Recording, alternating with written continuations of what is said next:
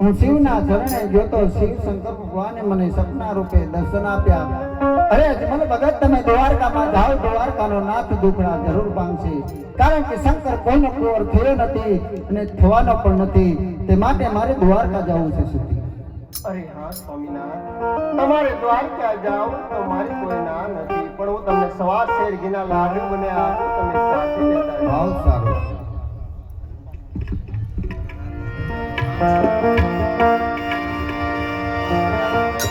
એવા સવા શેર ઘીના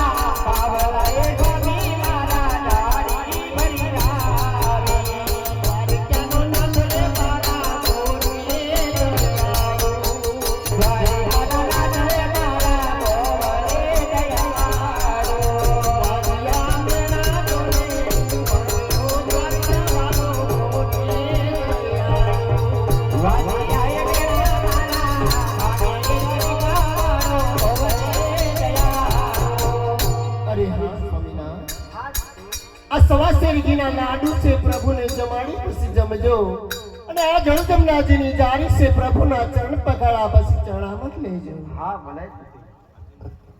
આજે પોખણ ગટકી જાય જ મનહાલી આવે,